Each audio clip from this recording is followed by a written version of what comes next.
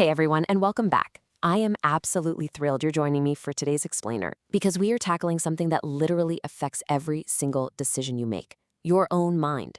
Today, we're diving into some fascinating and honestly slightly unsettling insights from Thomas Alethea's book, 12 Steps to a Good Life. Alethea makes this compelling argument that our brains are actively tricking us.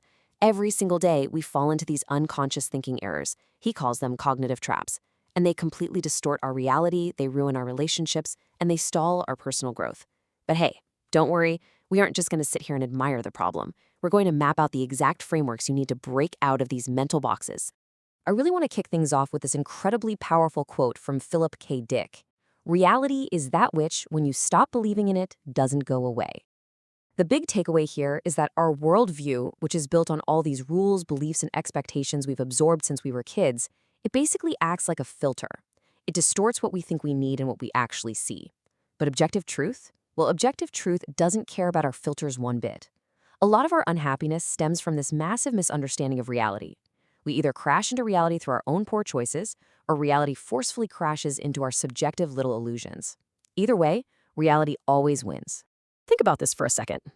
Analyzing your own thinking errors is like performing brain surgery in a mirror. Man, what an amazing metaphor. Trying to spot your own cognitive distortions is ridiculously hard because you're using the exact same flawed tool, your mind, to examine itself. It's kind of like trying to explain water to a fish, right? We are swimming in our own thoughts. We get so used to our own thinking patterns that we don't even notice when they're totally working against us. It's difficult, for sure, but it's absolutely vital if we actually want to live a good life. So let's just dive right into this and look at the specific ways our brains betray us.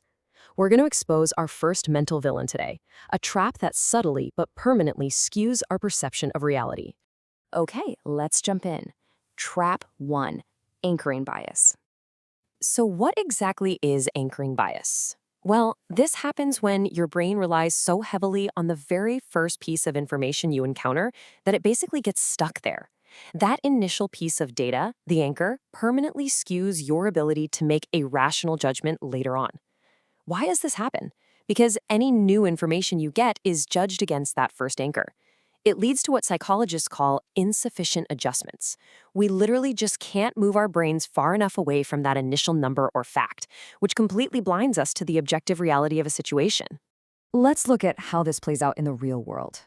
Imagine you're out looking to buy a used car, and the dealer confidently throws out a number, $20,000. Immediately, without you even realizing it, that 20 grand becomes your mental anchor.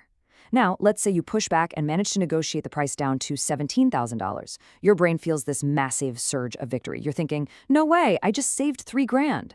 But what if the actual objective value of that car is only $12,000? Because your brain got anchored to that initial high asking price, that lower, but still completely unreasonable, price suddenly feels like a fantastic deal. Your rationality was totally hijacked by just one single number. And this anchoring effect strikes in our mundane, everyday realities too. It's definitely not just car sales. It's the first offer in a salary negotiation that sets the tone for the entire conversation. It's that crossed out original price you see shopping online that makes the sale price look impossible to pass up. It even happens with people. The very first impression someone makes in a job interview completely anchors your overall evaluation of their competence. The big takeaway here is that we need to be relentlessly aware of the first piece of information we receive. Question it. Do your own independent research so you can set your own anchor. All right, let's move on to our second villain, Trap 2, the fundamental attribution error. Now, if anchoring bias attacks our wallets, this next thinking error violently clashes with objective truth by destroying our relationships. The really crucial phrase to lock onto here is core personality flaw. The fundamental attribution error is this bizarre human tendency to assume that when someone else messes up, it's because of who they are deep down inside. Meanwhile, we completely ignore all the external, situational circumstances that might have actually caused the behavior. Because we don't have the full context of other people's lives, our brains just lazily fill in the blanks by assuming the absolute worst about them. Just think about the wild double standard this creates. When we are late to a meeting, how do we justify it to ourselves? We say, oh, I was stuck in terrible traffic, or my alarm didn't go off, was my fault. We give ourselves total situational grace. But when a coworker is late, boom, we instantly apply this harsh dispositional judgment. We think, wow, they're just inherently lazy or they're totally irresponsible. We easily give ourselves the benefit of context, but we completely deny that exact same context to everybody else. We do this constantly. We jump to massive conclusions based on such limited data. A classmate arrives late, they're irresponsible. A colleague makes a mistake on a presentation, they clearly lack competence. Someone is rude to a cashier, they just have a fundamentally terrible personality. We unfairly judge the people around us every single day without ever stopping for 1 second to consider that, hey, maybe that classmate works 2 night shifts. Maybe the colleague was given the wrong data to begin with. Or maybe that person at the register just received some really devastating personal news. To actually defeat the fundamental attribution error, we need to stop and ask ourselves this exact question. Have I ever acted like that when I was under pressure or upset? I really want you to think about that. Empathy is your ultimate weapon against this bias.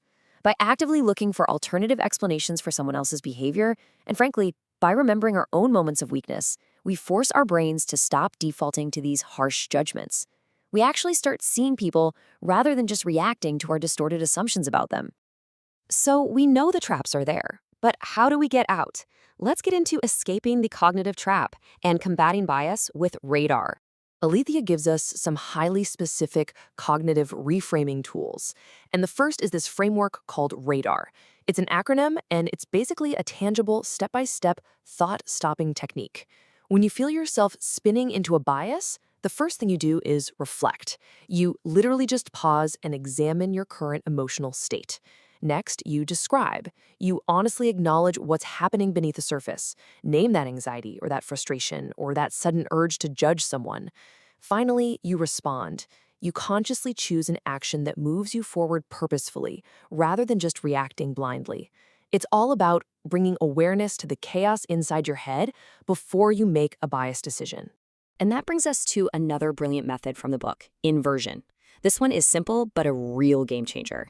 When you find yourself stuck in a negative thought or a really rigid judgment, you literally take that thought, pause, and completely flip the script. You restate it from the exact opposite perspective. The goal here is to see if the opposite actually reveals a more constructive truth. So if you're sitting there thinking, my coworker never listens to me, invert it. Try, I never listen to my coworker, or maybe even, I never listen to myself.